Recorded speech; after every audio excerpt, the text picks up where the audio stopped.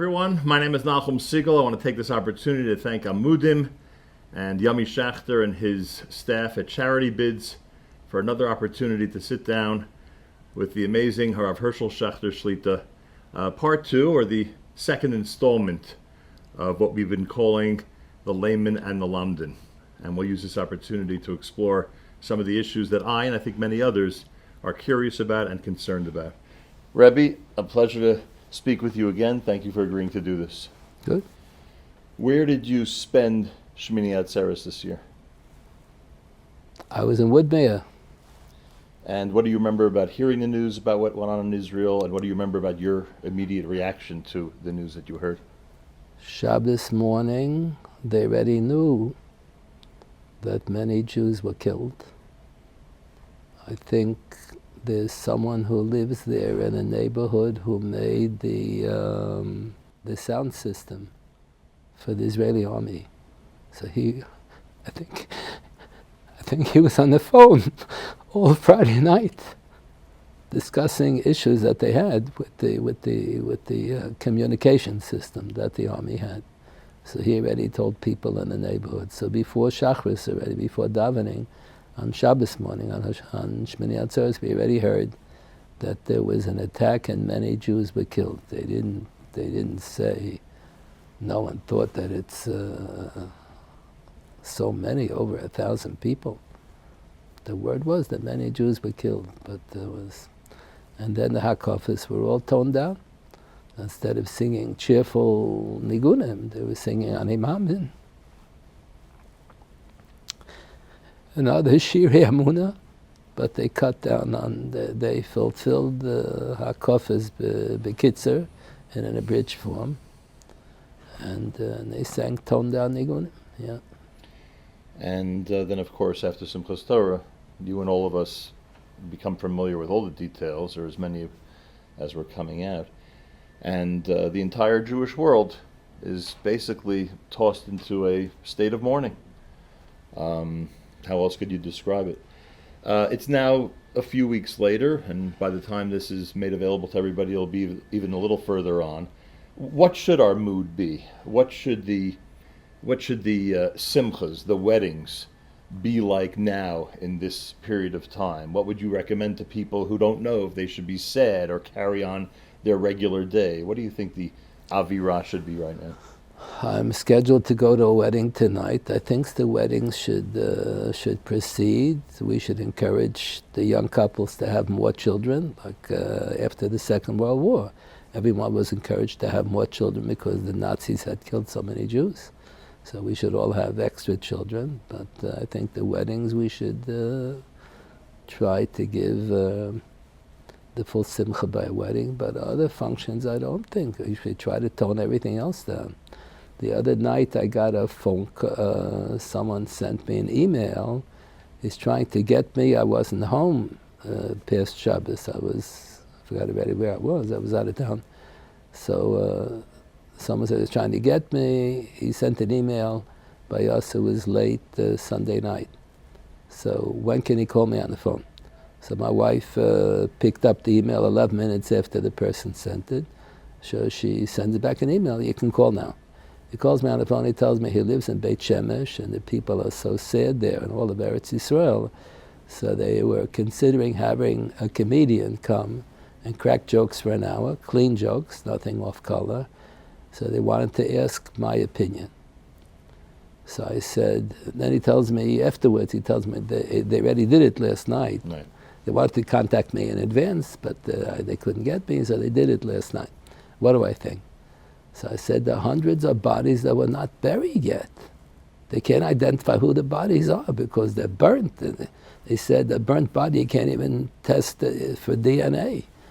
They cut off the heads. The bodies are so destroyed. You can't even. There are hundreds of bodies that they have in freezers. They didn't bury it. How can you have a comedian crack jokes? I said, Rabbi Samson Raphael Hirsch has a comment in one of his essays on the posek. Bnei Yisrael left Mitzrayim, so the Egyptians were chasing after them with the weapons to stop them from running away, and they come in front of the Yam Suf. So the Yam Suf in front of them and Mitzrayim behind them, And they say to Moshe Rabbeinu, not enough graves in Egypt. So Rabbi Hirsch has a comment. The Jews were known to be good comedians throughout all the generations because they went through so many crises. The only way to survive is by making a joke out of it. I agree, but not b'shosha mesim mutalafonov. They didn't bury hundreds and hundreds of mesim yet. I thought it wasn't right. So the fellow said, do I have to do tshuva?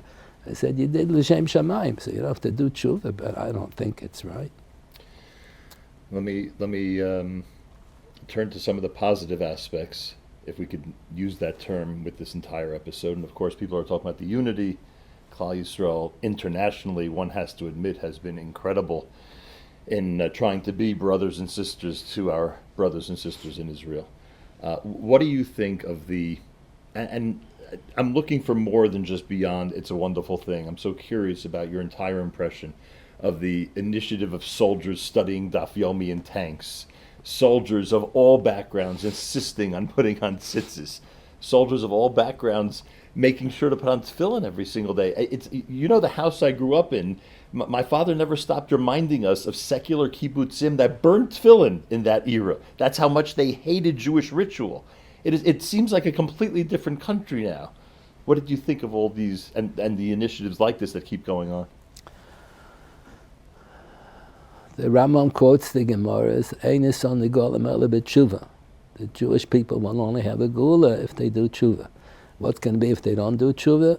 So the Gemara says, HaKadosh Baruch Hu will be Ma'ban Alei Melech Rosh Haman. Haman wanted to wipe out all the Jewish people, men, women, and children. So these terrorists go like Haman.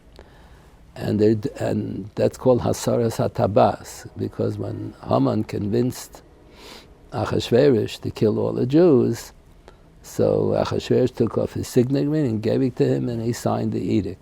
So the Gemara says, Gedola Hasaras HaTabas, when HaKadosh Baruch Hu appoints a Melech Rosha like Haman, that's more effective than all the 48 Nevi'im that we had. They gave Musa, nobody listened. When the Rebbe Shalom makes Hasaras HaTabas, they make Exera, and they punish the Jews, then we do tshuva. Other people, other nationalities, would throw away the whole religion. If they're being oppressed, they would get rid of the whole religion. But the Jewish people, every Jewish person has what the Balatanya calls Ava HaMesuteres, a hidden love for HaKadosh Baruch Hu.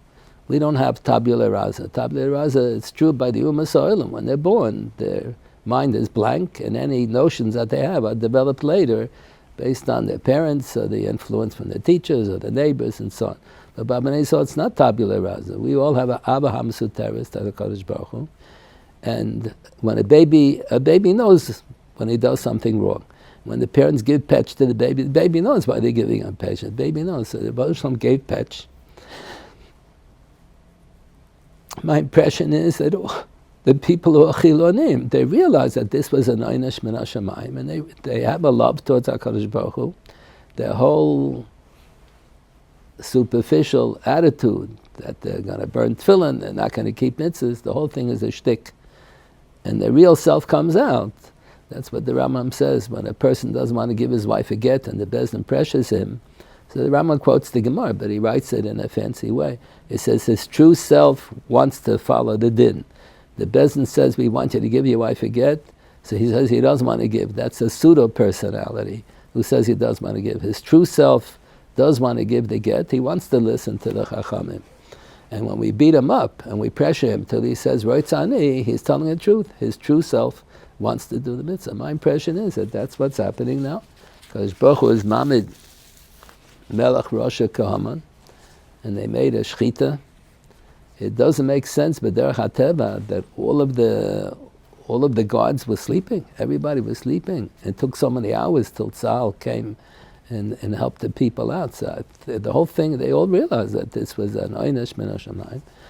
And when the baby gets petch, he knows what he did wrong. So they all want to do mitzvahs. We have to follow up now. We have to have people follow up and continue to explain to them how to do the other mitzvahs, how to be shomer mitzvahs.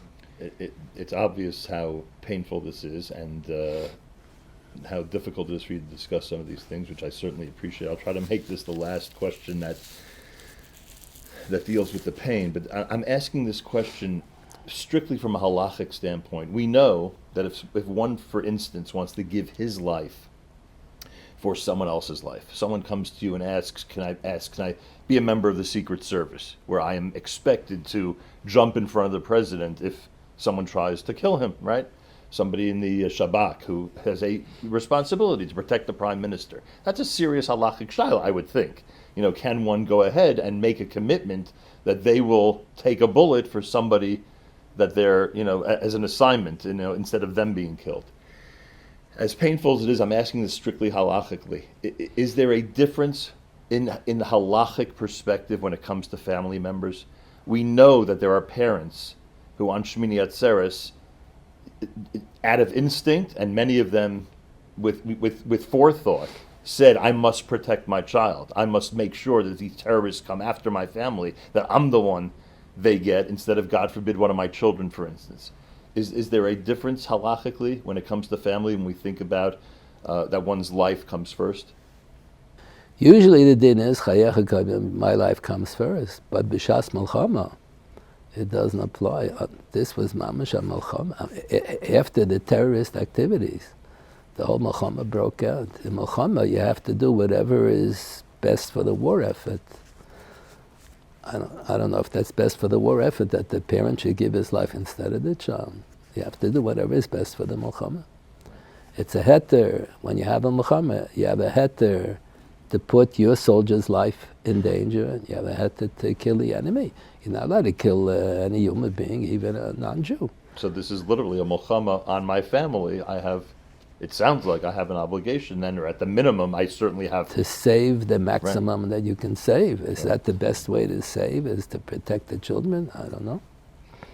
Yeah. Hopefully nobody will have to make that decision again.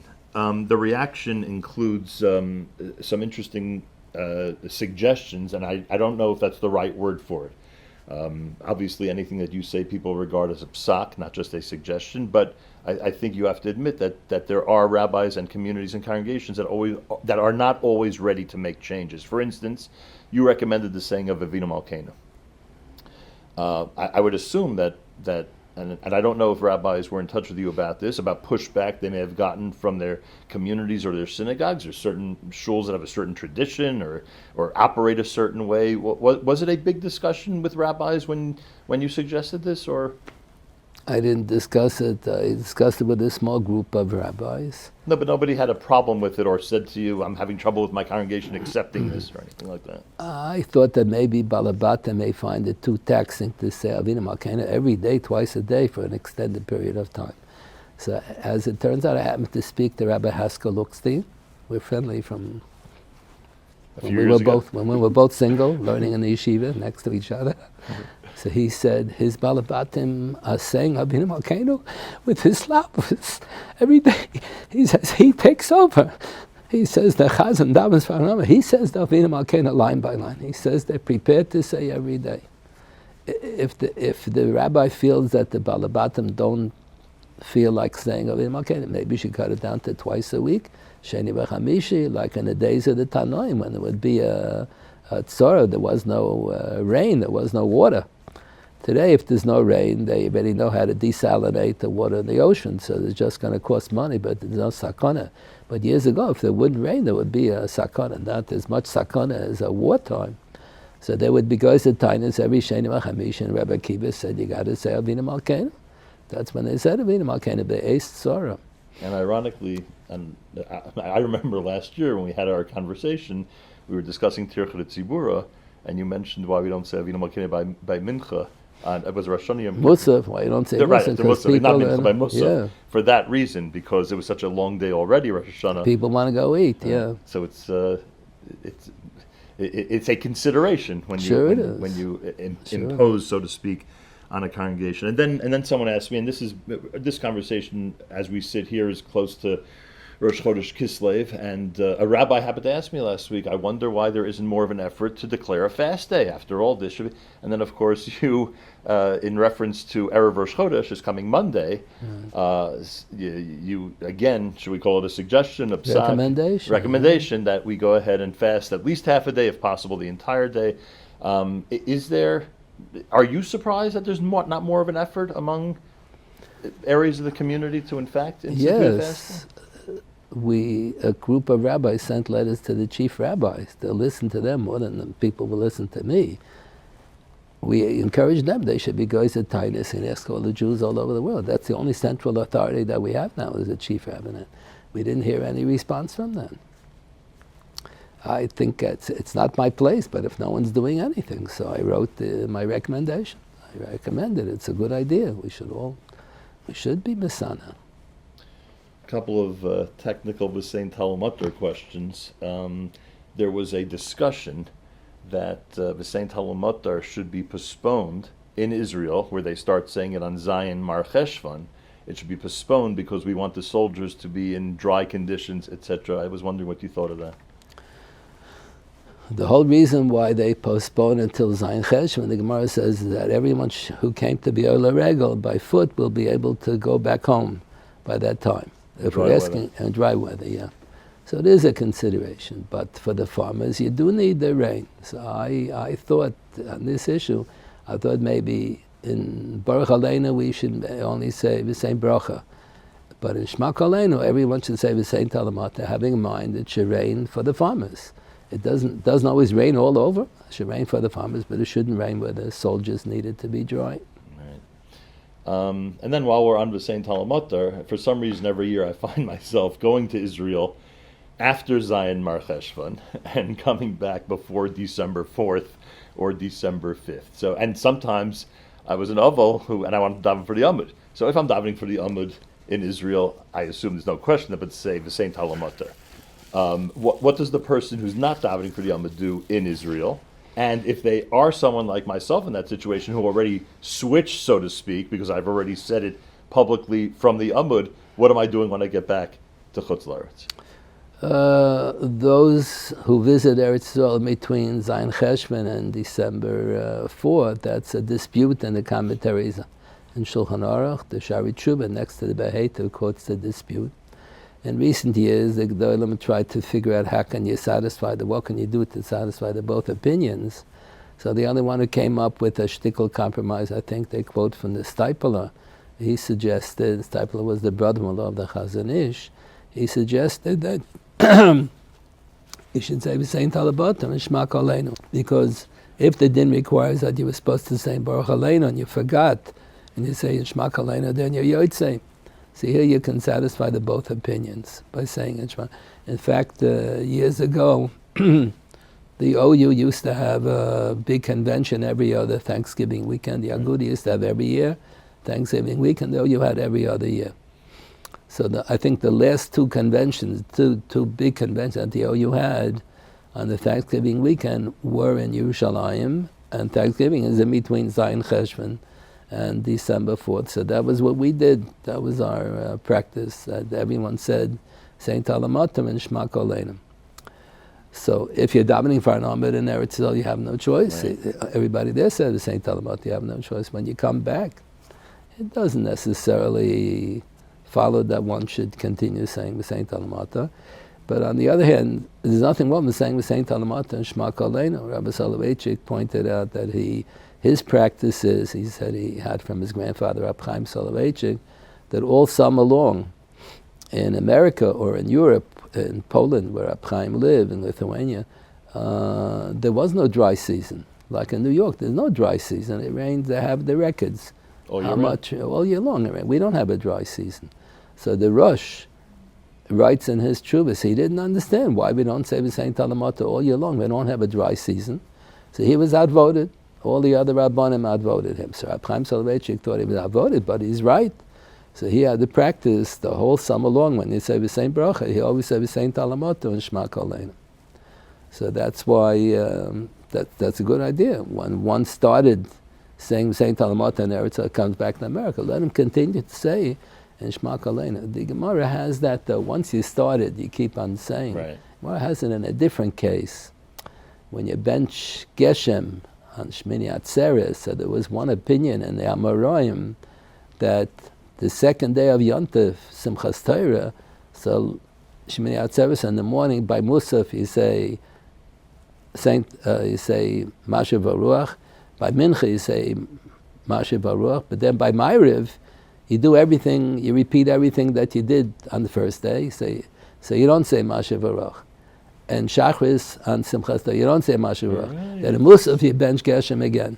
So that we don't accept that anymore. Once you said Mashiv Baruch, you keep on saying. But there is no din that once you said Talamata, you keep on saying Talamata.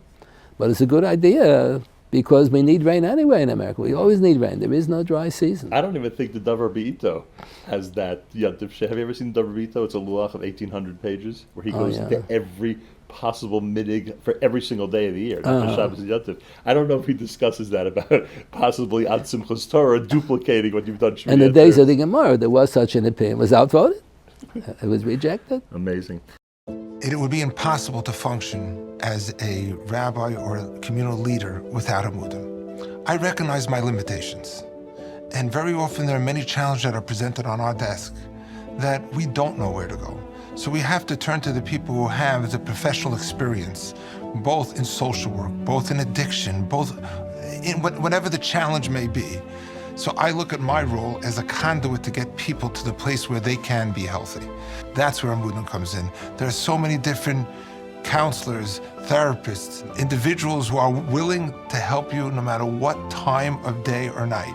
It is across the spectrum that Mudim has helped me on so many different varied issues because they recognize they have one job. Their job is to help every Jew anywhere on the face of the earth.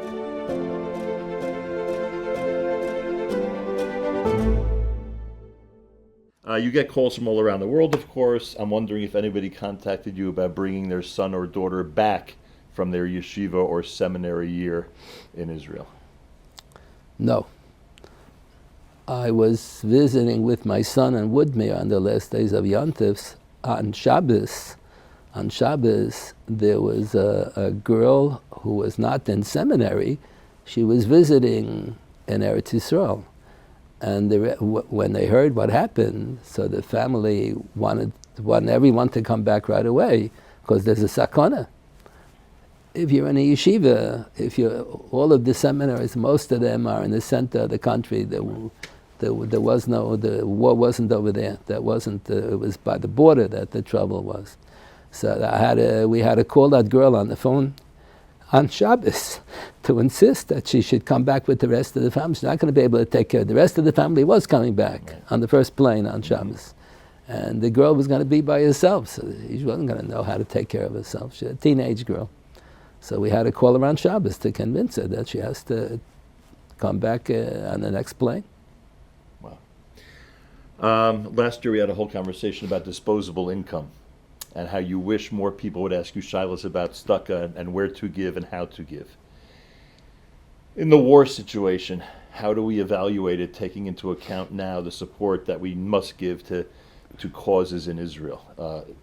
We know traditionally local causes, local community has a precedence when it comes to tzedakah.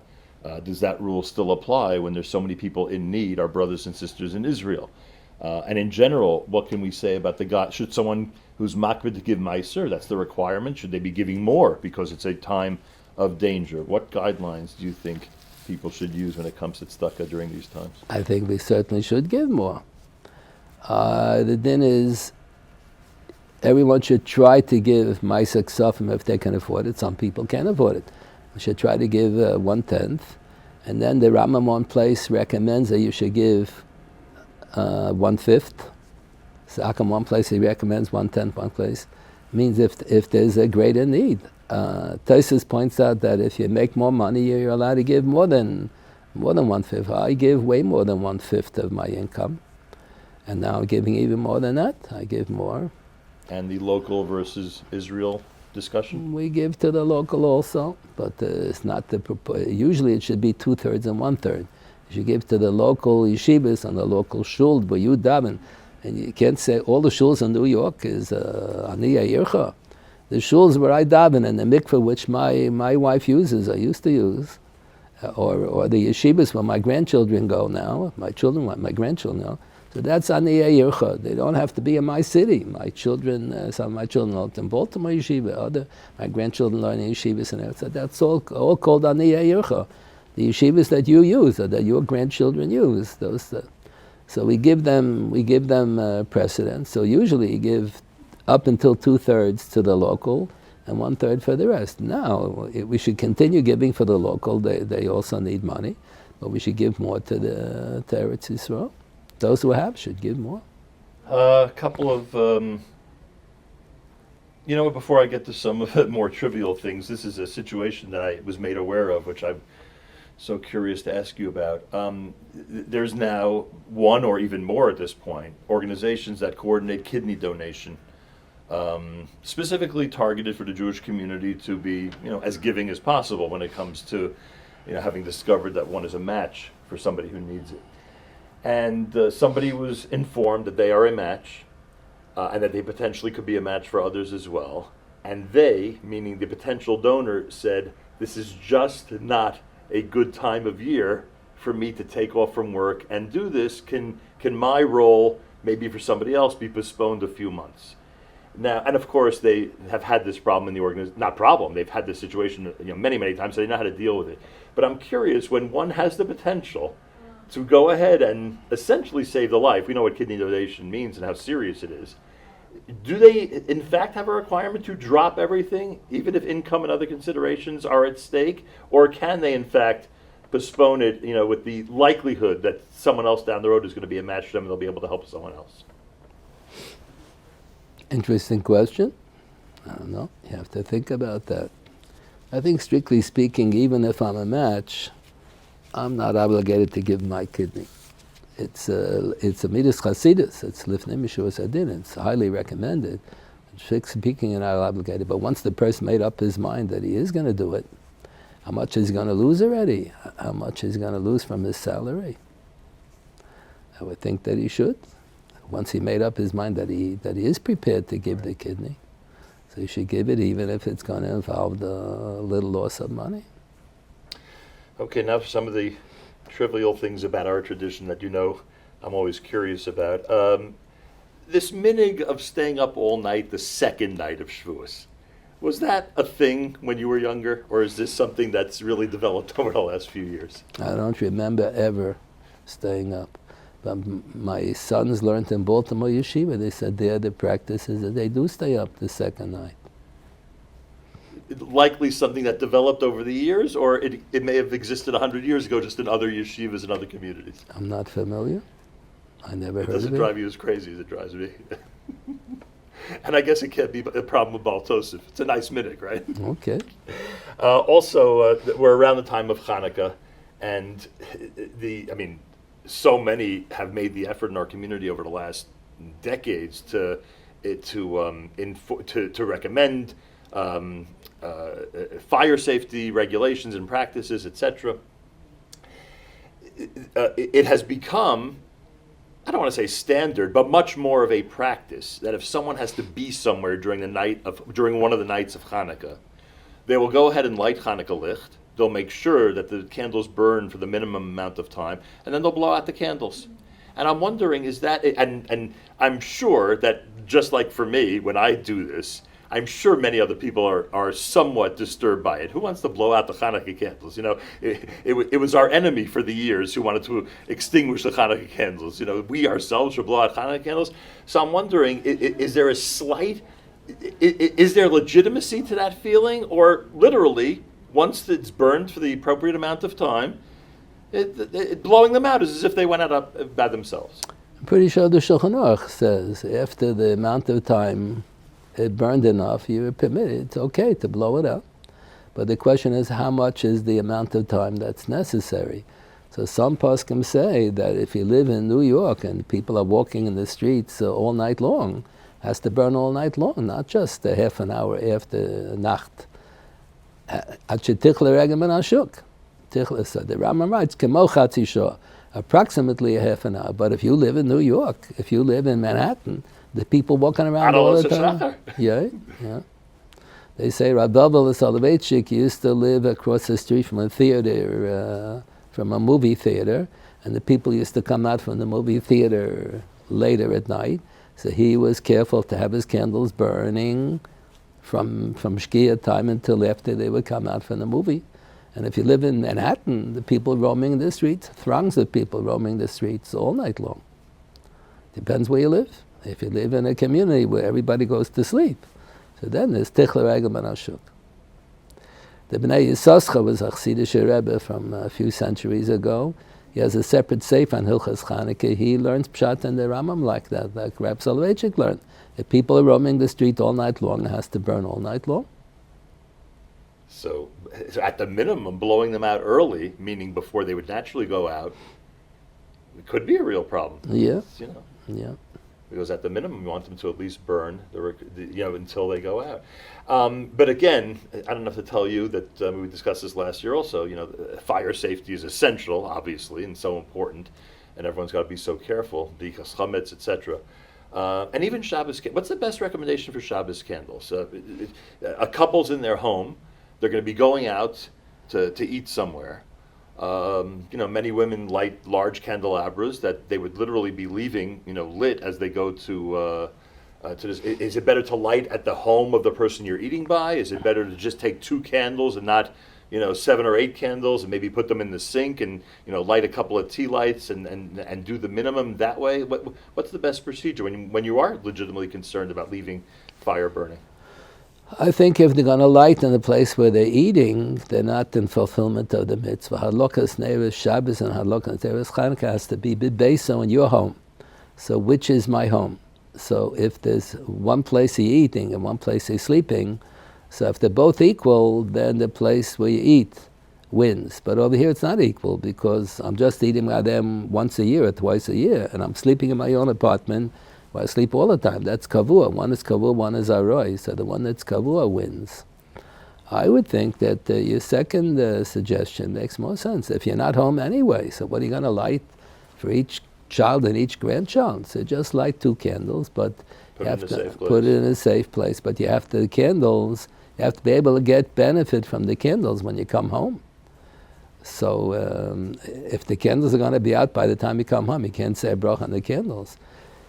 The poskim, most of the poskim are of the opinion that you can say a bracha l'hadlek ner shel Shabbos on electric bulbs if it's incandescent, if it has a filament. Now they don't make them anymore with filaments. Now it's LED. Many hold you can't be yotze with LED, only with a filament. When you heat metal till it glows, the Rambam says that's a malach of havara. That's called eish. Rabbi Soloveitchik, when he was in university in Berlin, his parents moved to America. So he couldn't talk and learning with his father. He couldn't talk on the telephone, it would cost a fortune. So he used to go every so often. He would take the train to Vilna to talk and learning with Reb Chaim Oizer. So he said he remembered Reb Chaim Oizer had a machlokes with the Maharsham. The Maharsham was a great posek in Galicia in the early 1900s. So his opinion was that turning on an electric bulb on Shabbos is only prohibited midirabanan, because electric bulbs didn't exist in the days of the Mishkan. It's only a malacha. If it was in the Mishkan, then it's an av malacha. If it existed in the days of the Mishkan, it's represented by what was in the Mishkan. If it's then it'll be a tolda. But if it didn't exist in the days of the Mishkan, then it's not even a tolda. It can only be an isa derabban. Rabbi Chaim Oizer disagreed, and to demonstrate that he holds that it's eish mamish, so he would make boremiri eish on an electric bulb. Amatzoi Shabbos. Rabbi Soloveitchik told us that others printed that also. He would be mahader to demonstrate that he held that it's eish. So most of the poskim are of the opinion. Moshe doesn't agree, but most of the major poskim in Europe before the war were of the opinion that you can say the bracha l'hadlik ner shel Shabbos on electric bulbs. So we should really do that when that's Rabbi Soloveitchik and many others recommended. The din is when you light Neres Shabbos, the room has to be dark. So usually by us, the lights are burning all day long. Rabbi Soloveitchik always said you have to turn out the lights, light the candles, then turn on all the lights, and then say the bracha. The bracha goes on everything, on the candles and on the electric bulb. And then even if the candles go up, but the electric bulb is still on. But you have to make sure you have an electric bulb that has a filament. You have to buy some of the old-time the old-fashioned bulbs. bulbs. Great suggestion. I'm just thinking that we have one of those right over where my wife lights, so I guess that would work. Yeah. You remember the first night of Sukkot? We all turned to you for direction because we were expecting a tremendous amount of rain. Yeah. Someone suggested to me, why can't we make Kiddush, especially if the sukkah is still, really completely uncomfortable because of how wet it is and because, it's still dripping from the schach. And of course, in some places it was still raining. Make Kiddush at home, have a Suda, and then when it stops raining and things start getting cleaned up in the sukkah late at night, the first night, go and wash and make hamotzi and have a Suda. Does that suggestion work at all? Or must one wait till the last minute to make the first Kiddush, to make the original, the actual Kiddush? Because there was a minority opinion that we really don't accept. We have respect. We have a dispute, so we have respect for the other opinion, even though we don't paskin like that. So because there was such a minority opinion that you're obligated to make Kiddush the first night and eat in the sukkah, even if it's raining, so that's why we want to do it as soon as possible. So that's why we don't follow that recommendation. We don't follow that recommendation. We should have the meal at home, and then when it stops raining later, you're not supposed to eat before you do a mitzvah. So here the mitzvah is to eat in the sukkah, the first night to eat in the sukkah. Also, right. Make Kiddush, eat in the sukkah. So we're going to eat supper first in the house, and then we're going to eat in the sukkah later. Well, then later make a Yeshiva Sukkah, right? Yeah. Wow. We should do it now like that. We should make Kiddush in the rain and have a kazais and then finish eating the house. And then when it stops raining later, we have to go back and Yeshiva Sukkah again. Yeah. Right. That's an idea. Years ago, the practice was when it was in days of the Shulchan Aruch and early after 1600s, when it would be raining the first night, they would say Yeshiva Sukkah in the rain. The later poskim don't follow that opinion. We really don't hold like that opinion. I think there's some Chassidim who do, am I wrong? That there's some Chassidim who would make Yeshiva Sukkah? Yeshiva Sukkah, I don't know. But that, in recent years, nobody does. Most people don't do like that. Right. And also, if somebody, this was actually halacha maisa, someone said that the only place, and a little bit complicated, but it happens to be true, I know the place, the only place where they could eat on Simchas Torah is in their sukkah, right? That's because they have a large crowd, it's a porch, etc. But they dafka don't do it, and they arrange for a different place to eat. They don't want it to look like Baal Tosef. And I said to them, if one does not have kavanah to sit in the sukkah for mitzvah sukkah, nonetheless, it could be Baal Tosef if you sit there and eat on Simchas Torah. I was wondering about your thoughts on that. No, the Gemara said that it's not a violation about this, but you should do whatever you can to demonstrate that you're not in violation about Tosef. So if you can put the shlak on top, so put the shlak on. Tell everybody the shlak. And if no adjustment can be made? It's a problem. No, the Gemara says you can always have, when you have a pot of soup and you serve the soup, so you're supposed to take the soup pot out of the sukkah. It doesn't belong in the sukkah. So if it's Simchas Torah and you want to demonstrate that it's not sukkah, so you leave the pot and you leave the dirty plates. You're not allowed to leave the dirty plates in the sukkah after you finish eating. The used cups you may leave in the sukkah, but the dirty plates you're supposed to take out. So leave the dirty plates in the sukkah to demonstrate that it's not sukkahs. The Gemara says that. Finally, Rabbi, I had an interesting experience a couple of weeks ago in Israel. 3 soldiers, boys, from the Lebanese front came straight to the studio where I was broadcasting from, and I had an opportunity to speak to them, which of course was very inspiring. I don't have to tell you, they're to be admired. And I stood when they walked in, and I said to my audience, it's the first time in 15 years, the last time I stood during a broadcast was when my father walked into the studio. It's the first time. And I'm wondering, do you think there is an obligation to stand for IDF soldiers? The Mishnah says when the pilgrims would be bringing the Bikurim to the Beis HaMikdash, the pilgrims were not learned people, but they're going to do a mitzvah. So one who's on his way to do a mitzvah, you stand up. So it says, the Bar Tanura comments on that Mishnah in Bikurim, that when they bring the baby in for the bris, everybody stands up. We're not standing up out of respect for the baby. He didn't do anything in his life yet. We're standing up out of respect for the kvata who's bringing the baby to do a mitzvah. Or when the Chevra Kadisha brings in a dead body, so we don't stand up for the dead person. We never stood up while he was alive. Why should we stand up for him? We're standing up out of respect for the Chevra Kadisha. So we should stand up. And then the Pischei Tshuva says, when the Gabbai walks around with the pushka, he's getting everyone to give tzedakah. We should stand up out of respect for the Gabbai. We should stand up for these people. They're doing mitzvahs. They're protecting all of us. Rabbi, the next time we meet, I hope there's true shalom and simcha al Yisrael. Amen. Thank you so much. Very good. Shikach.